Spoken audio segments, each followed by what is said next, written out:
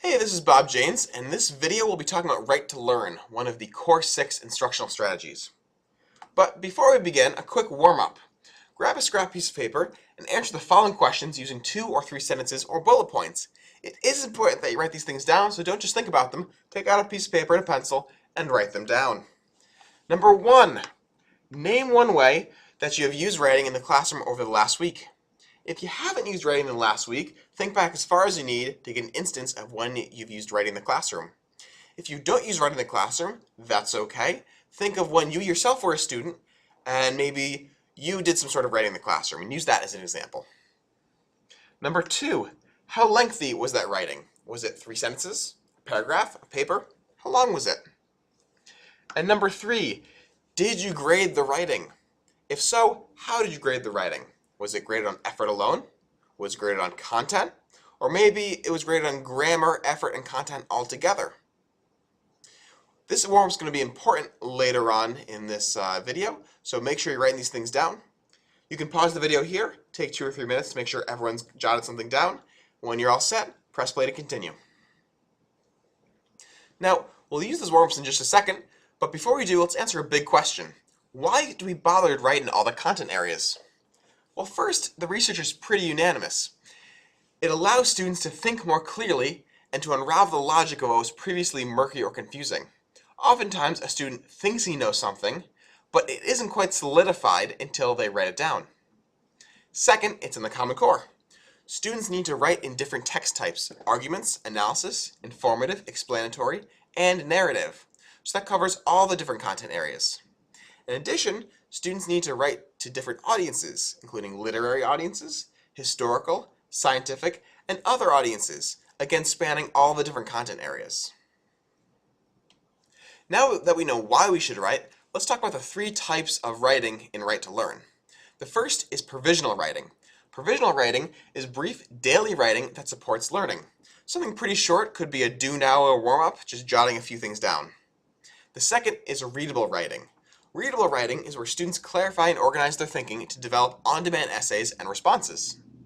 The third is polished writing. Now, polished writing is a little longer. It engages students in the full writing and revision process.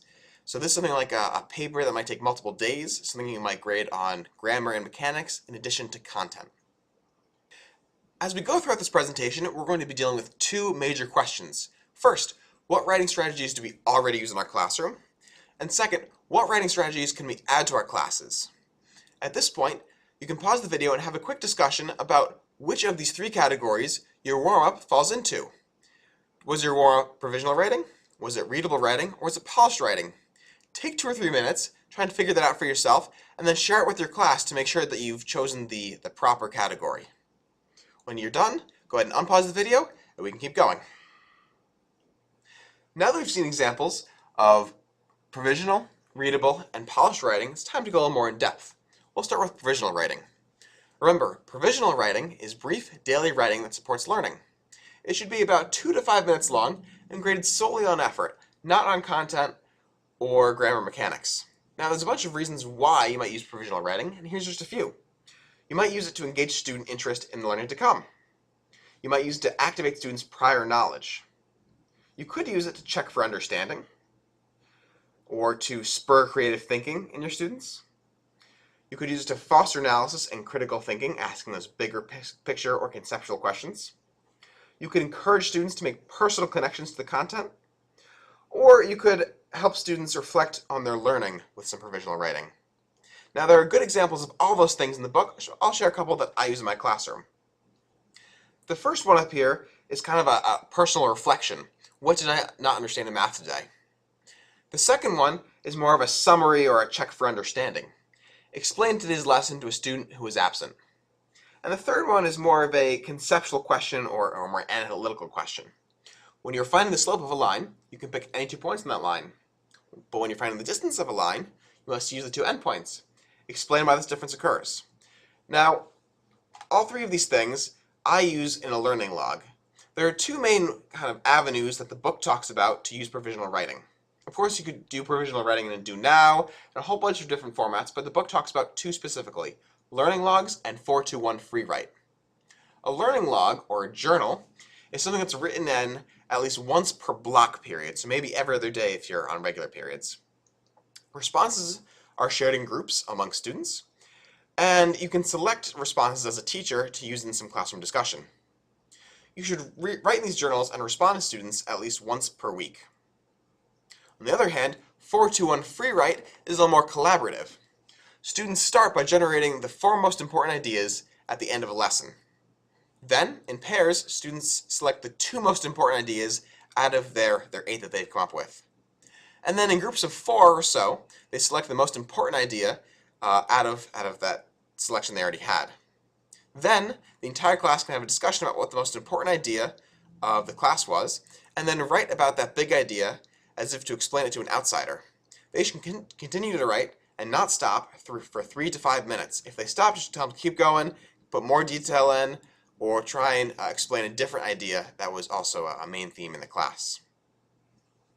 At this point, I'd like you to pause the video and take a minute for everyone to individually jot down one way they use provisional writing in their classroom. It could be one way you already use, maybe something from the warm-up you did, or it could be a new way that you've just thought of. So take 1 minute and jot those down individually.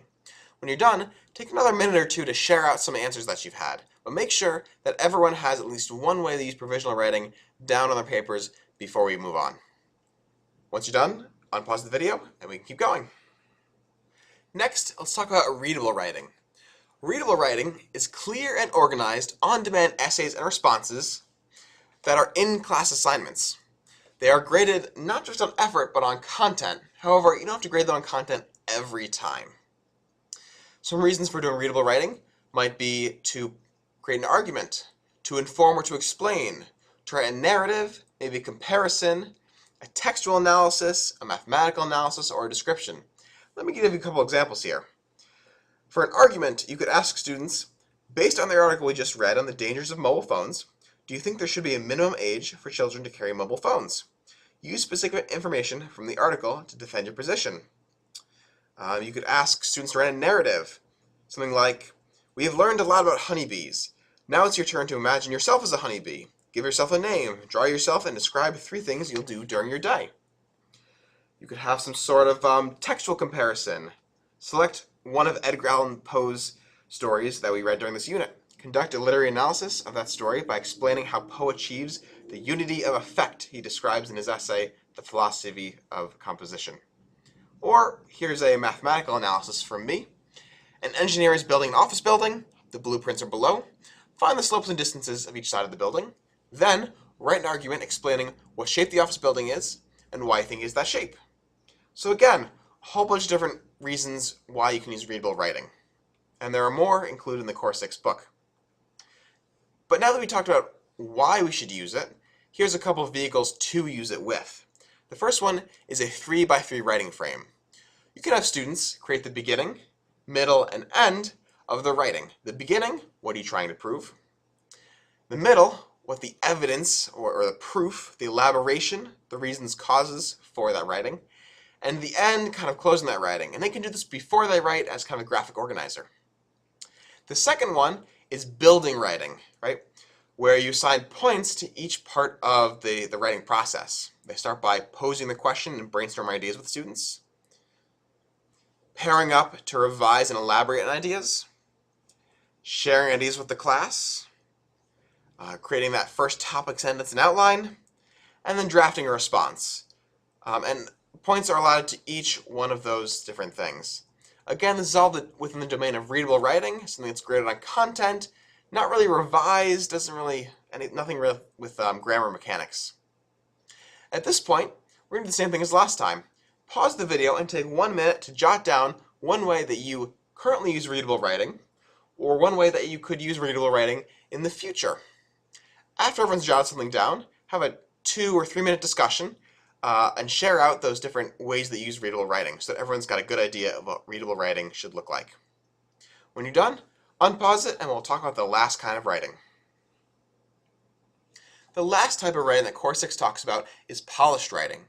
Polished writing engages students in the full writing and revision process. It takes multiple days, and you should grade whatever their product is on content, flow, grammar, mechanics, the whole bit, because they'll have multiple days to read and revise this. Now, this is the classic kind of paper that a lot of English and history teachers think of. However, this also falls into the realm of lab reports in science, or more extended projects in math. Now, the book gives a lot of good examples of how that can be used across the disciplines, so I'm going to hop straight to some good tips and suggestions to use as you are doing polished writing with your class. Again, these two tips, writing folders and writer's club, are kind of the classic things that English teachers and history teachers already might use, but could be used across the board in all of our subject areas. First, writing folders. A writing folder is simply where students have multiple folders where they keep 4 different things. They keep their initial ideas in one pocket of the folder. They keep their first draft of the writing in a second pocket of the folder, along with some self-revision with some sort of criteria you set out. They keep a second draft and a peer revision in a third pocket of that folder. And they have their final draft with reflection in the fourth pocket of that folder.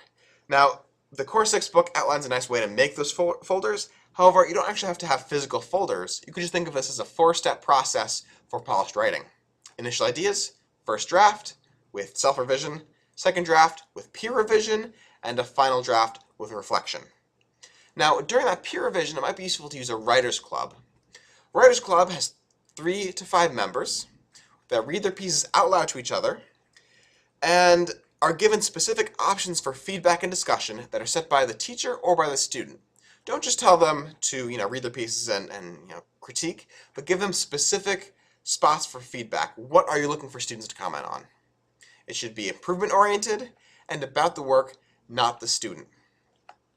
At this point, for the last time, you can pause the video and jot down individually one way that you could use polished writing in your classroom. Could be one way that you've used previously, or something that you could do in the future. Then, once everyone's got something down, take 2 or 3 minutes and share out so you can hear everyone's different opinions and ideas of how they could use polished writing in their own classroom. When you're done, unpause the video and we'll finish up. So we've come to the end of our presentation.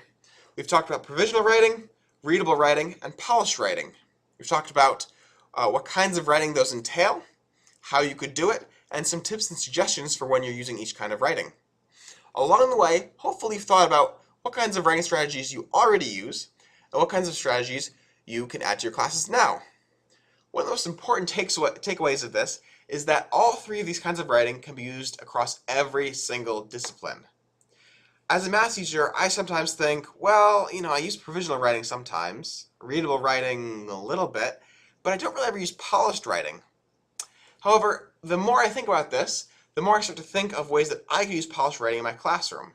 If we think about something like this, kind of extended response, I could turn this easily into a polished writing where students revise their responses. Or maybe I could have them do a math problem and then write some sort of letter explaining the math problem to maybe a government agency or a principal or something along those lines. So again, all 3 kinds of writing, provisional, readable, and polished, can be used across all 3 disciplines. If you have any questions, feel free to email me at rjanes@crec.org. Have a great rest of your day.